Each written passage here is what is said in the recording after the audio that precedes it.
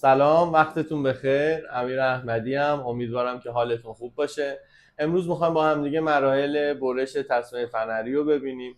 قبل از اینکه بریم ویدیوشو با هم دیگه بگیریم و ببینیم، باید یه سری توضیحات درباره این برشی که امروز میخوایم بزنیم با هم دیگه بهتون توضیح بدم. این برشی که ما امروز میزنیم تسمه فنری 5 دهمه که سختی 47 تا 49 داره، کرمانش هم 75. حالا خیلی جالبه، این تصمیمی که ما امروز برش میزنیم تو قطعه استفاده میشه که تو بیشتر مشاغل، بیشتر ماها به یه طریقی ازش استفاده میکنیم. حالا تو خونه، توی ابزار، تو صنعت، تو بیشتر جاها ازش استفاده میشه.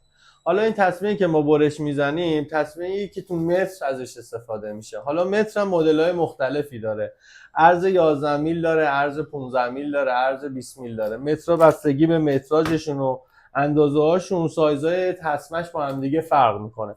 حالا این تسمه‌ای که ما امروز میخوایم برش بزنیم 5 دهم 11 میله، برای مترهای کوچیک ازش استفاده میشه.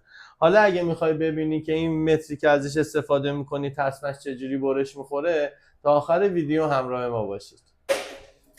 مراحل برش تسمه فنری که تو متر استفاده میشه رو با هم دیگه میبینی.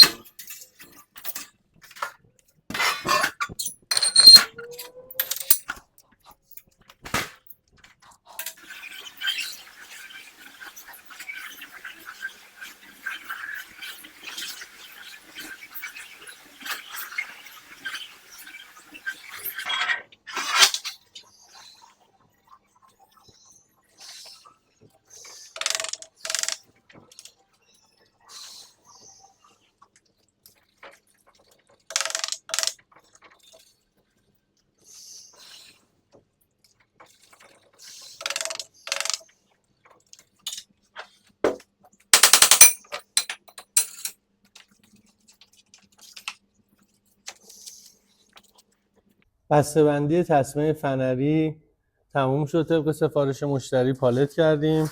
همون تسمه‌ای که از اول ویدیو خدمتتون عرض کردم که تو متر استفاده میشه تموم شد برشش که برای ارسال مشتری آماده شده. اگر ویدیو و فیلم ما راضی بودید لایک و سابسکرایب یادتون نره. ممنون از شما. خدا نگهدار.